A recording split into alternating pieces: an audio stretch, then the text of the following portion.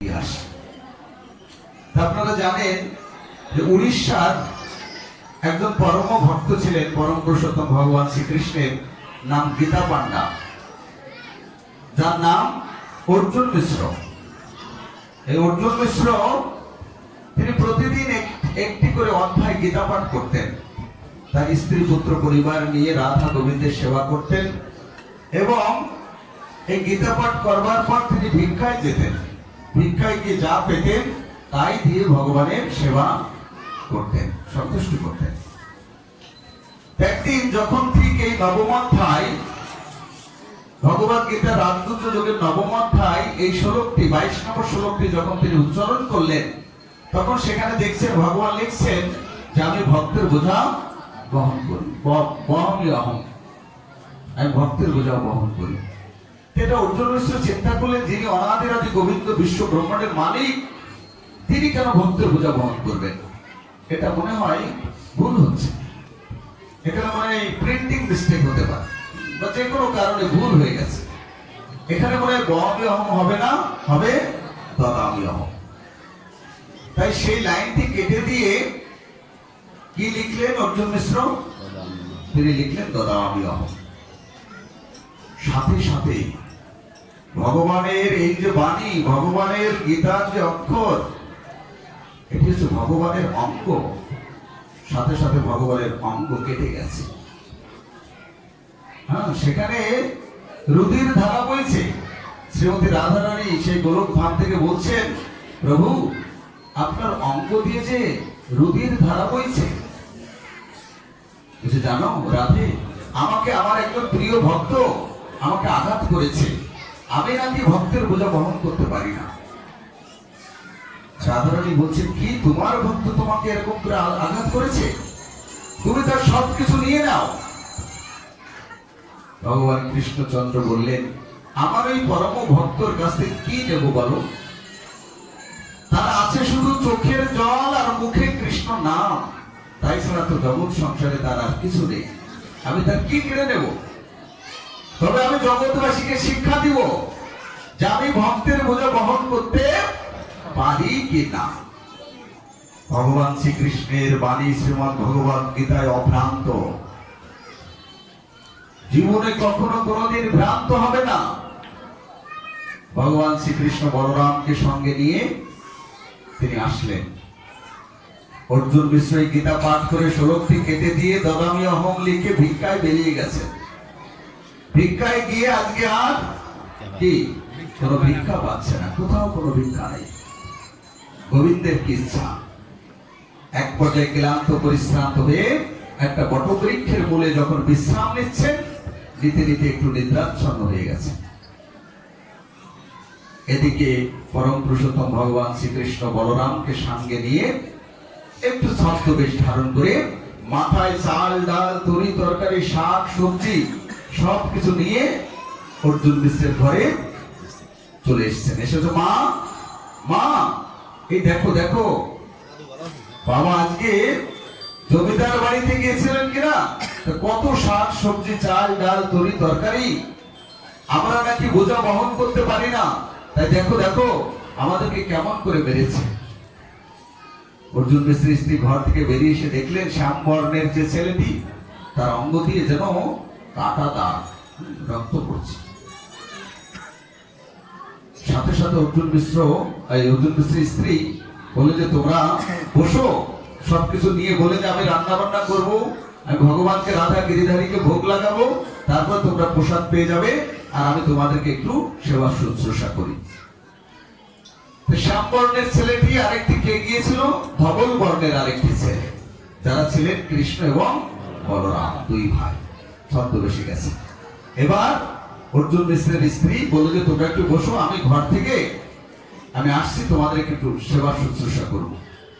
যখন এই বলে ঘরে গেছেন, কৃষ্ণ সাথে সাথে অর্জুন মিশ্রের সেই ঠাকুর ঘরে ঢুকে যে লাইনটি কেটে দিয়েছিলেন যে বমি অহম হবে না, হবে কি দদামি অহম, ভগবান শ্রীকৃষ্ণ বললেন যে আমি তো নিজে মাথায় বোঝা বহন করে তোমার ঘরে দিয়ে গেলাম, আর তো লিখতে অসুবিধে নেই।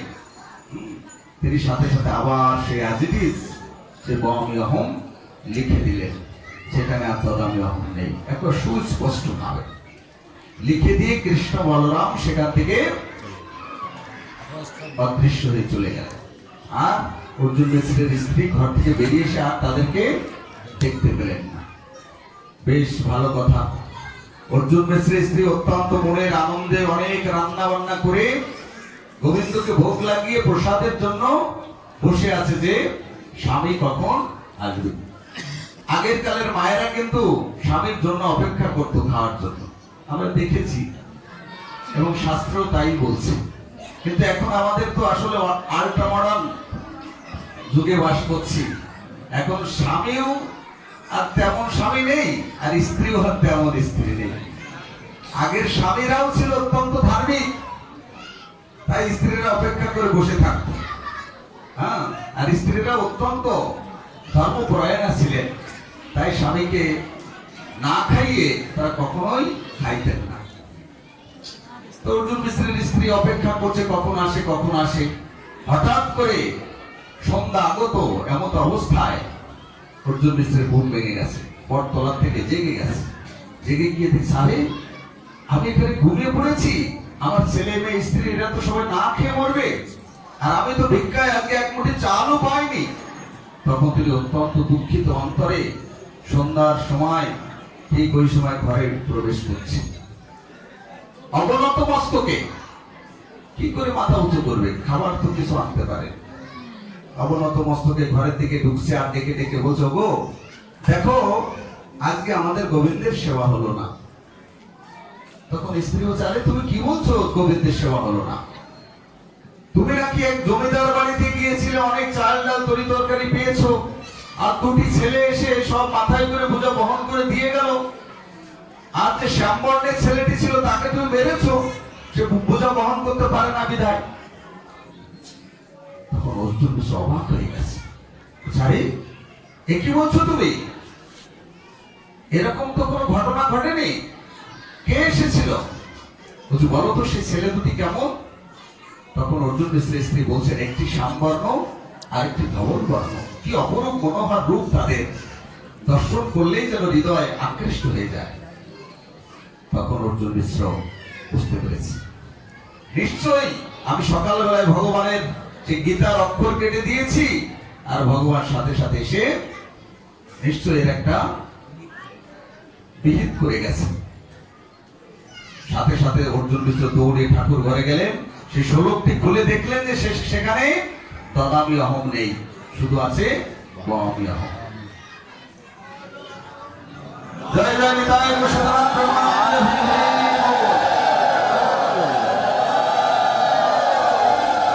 ভগবান স্বয়ং শ্রী স্বহস্তে তার গীতার সেই বাক্যকে আবার পুনরায় ঠিক করে রেখে গেছে। এটা দেখে বুঝতে পেরেছে অর্জুন মিশ্র যে স্বয়ং কে এসেছিল, ভগবান শ্রীকৃষ্ণ এসেছেন। সাথে সাথে অর্জুন মিশ্র ক্রন্দন করতে লাগলেন, ক্রন্দন করে বলছেন, ওগো দেখো তুমি কত ভাগ্যবতী যে তুমি সাক্ষাৎ কৃষ্ণ বলরামের দর্শন পেয়েছো, আর আমি কত বড় অপরাধী যে আমি ভগবানের অঙ্গে কেটে দিয়েছি। আমার এই জীবনে আর অপরাধের শেষ হবে না। এই বলে অর্জুন মিশ্র ক্রন্দন করতে লাগলেন। দেখুন এখানে একটা বিষয় আছে, স্বামী যদি ধার্মিক হয়, শাস্ত্রে বলছে সেই স্বামীর ধর্ম আচরণের স্বীকৃতি অর্ধেক অটোমেটিকলি স্ত্রী পায়। আবার বলছি, স্ত্রী যদি ধার্মিক হয়, সেই স্ত্রীর অর্ধেক কিন্তু স্বামী পায় না। সেই জন্য স্ত্রীকে বলা হয় অর্ধাঙ্গিনী, যে স্বামী যা করবে তার অর্ধেক সে পায়। কিন্তু আরেকটা কথা আছে, স্বামী যদি পাপ কর্ম করে তার অর্ধেক কিন্তু স্ত্রী পাবে না। ধর্ম সঞ্চয় করলে কিন্তু তার অর্ধেক স্ত্রী লাভ করতে পারে। এখানে দেখা যাচ্ছে একদিকে অর্জুন মিশ্রের স্বীকৃতি, তার অর্ধেক পেয়েছে স্ত্রী, আর স্ত্রী পূর্ণরূপে ভগবানের সেবা করছেন, সেখানে পূর্ণ রয়েছে, সুতরাং 1.5 গুণ হয়ে গেল। সেহেতু কৃষ্ণ বলরামের দর্শন কার হলো, তার স্ত্রীর হলো। কিন্তু অর্জুন মিশ্র কি করলেন, ভগবানের অঙ্গে দাঁত কেটে দিলেন। এতে করে অর্জুন মিশ্র ক্রন্দন করছেন এবং নিজেকে অপরাধী বলে মনে করছেন যে আমার অপরাধের ফলে আমি ভগবানকে কষ্ট দিয়েছি। আমি মনে করেছি যে ভগবান শুধু কি দান করেন, তিনি ভক্তের বোঝা বহন করতে পারেন না। কিন্তু ভগবান এখানে আমাদেরকে বাস্তব প্রমাণ দিয়ে দেখিয়ে দিলেন যে আমি আমার ভক্তকে সদা সর্বদাই রক্ষা করি, প্রাপ্ত বস্তু সংরক্ষণ করি, আর অপ্রাপ্ত বস্তু আমি নিজে মাথা বোঝায় বহন করে দিয়ে আসি। এখন প্রশ্ন উঠতে পারে যে তাহলে কি আমরা সবাই নিষ্কর্ম হয়ে বাড়িতে বসে থেকে শুধু রাধা গোবিন্দের সেবা করব আর ভগবান মাথায় করে এনে দিয়ে যাবে কি? হ্যাঁ দেবে। কখন? অনন্যার চিন্তান্ত মান চেতনা পর্যুপাস হতে। কখন?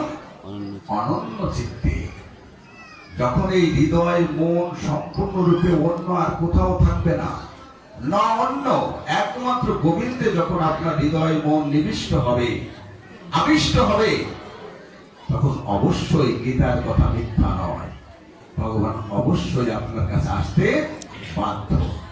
তবে আমাদেরকে সেরকম হতে হবে।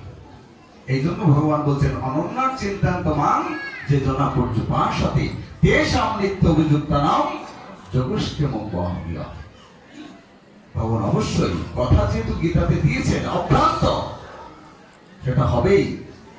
তাই ভগবান শ্রীকৃষ্ণ বারবার করে জগৎজীবের উদ্দেশ্যে অর্জুনকে বললেন, হে অর্জুন, তুমি দৃঢ় কণ্ঠে জানিয়ে দাও জগৎবাসীকে কি নমে ভক্ত প্রণশ্যতি, আমার ভক্তের কখনো বিনাশ নেই। এই জগতের সমস্ত কিছু একদিন ধূলিসাৎ হয়ে যাবে, আমাদের সমস্ত অহংকার, আমাদের সমস্ত কিছু সব ধূলিসাৎ হয়ে যাবে। আবার যখন এই জগতে জন্মগ্রহণ করব, কোন ক্লাসে ভর্তি করাবে বাবা? কোন ক্লাসে ভর্তি হতে হবে? এখন নার্সারিতে। আবার যখন জন্মগ্রহণ এই জগতে আমরা করব, কোথায় ভর্তি হতে হবে? নার্সারিতে। কিন্তু ভগবান বলছেন আমার ভক্তের এবং ভক্তির কখনো বিনাশ নেই। যতটুকু ভক্তি করে সে মৃত্যুবরণ করবে, পরবর্তী জীবনে ঠিক সেখান থেকে সে আস্বাদন করতে পারবে। এটা হচ্ছে ভক্তি যুগের মানদণ্ড। অন্য সমস্ত যোগ বিনষ্ট হয়ে যায়, কিন্তু ভক্তি যুগের অনুশীলন কখনো ব্যর্থ হয় না, অব্যর্থ। এই জন্য আমাদের সদা সর্বদাই এই ভক্তি যুগের পথ অবলম্বন করে পরম পুরুষোত্তম ভগবান শ্রীকৃষ্ণের সেবায় নিয়োজিত থাকতে হবে। কারণ এই দুর্লভ মনুষ্য জীবনের একমাত্র উদ্দেশ্য কি? আত্মতত্ত্ব জ্ঞান লাভ করা এবং ভগবানের সঙ্গে হারিয়ে যাওয়া সম্পর্কে পুনঃপ্রতিষ্ঠা করা। আমরা ভগবানকে ভুলে গেছি। মাতৃগর্ভে থাকতে ভগবানকে যখন দর্শন করেছিলাম, ভাগবতে বলছে যে তখন আমরা ভগবানকে কথা দিয়েছিলাম, প্রভু এই জননী জঠর থেকে, অগ্নিকুণ্ড থেকে আমাকে বের করে জলজগতের দিকে নিয়ে যাও, আমি সেখানে গিয়ে কথা দিচ্ছি আমি তোমার নাম গুলো কীর্তন করব। কিন্তু মায়ের কবলে পতিত হয়ে যখন এই জগতে এসেছিলাম, কেঁদেছিলাম আমি, হেসেছিল জগৎ, তাই না? আমি মায়ের কবলে পতিত হয়ে তখন কেঁদেছিলাম। একটা কথা আছে, কবি বলছেন কি, এই জগতে যেদিন এসেছিলাম, হেসেছিলাম, কেঁদেছিলাম আমি, হেসেছিল ভুবন। তা বলছি এমন জীবন করিও গঠন, মরণে হাসিবে তুমি, কাঁদিবে ভুবন। আমাদের এই দুর্লভ মনুষ্য জীবনকে গঠন করতে গেলে আমি এমন পরম পুরুষোত্তম ভগবান শ্রীকৃষ্ণের ভক্ত হব যে জগতে তাদের দৃষ্টান্ত সবাই টানবে। যেমন কে ভক্ত কে ছিলেন? রামাচার্য হরিদাস ঠাকুর, ভক্ত নরোত্তম দাস ঠাকুর, শ্রীনিবাস আচার্য, শ্যামানন্দ প্রভু, তাদের নাম গীতা ভাগবতে উঠে গেছে। উঠে গেছে না? কেন? তারা এমন কার্য করেছেন ভগবানের সেবায় যে তাদের নাম ইতিহাসের পাতায় অমর হয়ে, আর এই জড়জগতের কিছু পেপার আজকের তারিখে বের হবে, রাত 12টার পরে তা কি কোনো মূল্য নেই। আর এই গীতা ভাগবতের পেপার অনন্তকাল ধরে নিত্য শাশ্বত সনাতন হয়ে থাকবে, কোনদিন মুছে যাবে না, নিত্য নবায়মান। হ্যাঁ, এই জন্য এই গীতা ভাগবতের কথা, কৃষ্ণ কথা অমৃত, নিত্য শাশ্বত সনাতন। এটা কখনো পুরাতন হয় না। তাই আমার ধর্মের নাম সনাতন ধর্ম। সনাতন মানে কি? যাকেও ছিল, এখনো আছে, ভবিষ্যতেও থাকবে, নিত্য শাশ্বত, চিরন্তন। হ্যাঁ, আর সেই বস্তুটি কি? এই সনাতন বস্তুটি হচ্ছে আত্মা। আমাদের প্রত্যেকটি জীবের হৃদয়ে আত্মা রয়েছে, আর এই আত্মার ধর্ম হচ্ছে সনাতন ধর্ম। আত্মধর্ম হচ্ছে সনাতন ধর্ম। এই জন্য সনাতন ধর্মের অপর আরেকটি নাম হচ্ছে জৈবিক ধর্ম, জীবের ধর্ম, আত্মার ধর্ম। এই জগৎ সংসারে যার আত্মা আছে, যে জীবের, সমস্ত আত্মার ধর্ম হচ্ছে সনাতন ধর্ম। কারণ এই সনাতন ধর্ম একমাত্র প্রেমের কথা বলে, একমাত্র প্রেম শিক্ষা দেয়। তাই শুধু ভক্তবৃন্দ, আজকে আর বেশি দীর্ঘায়িত করব না।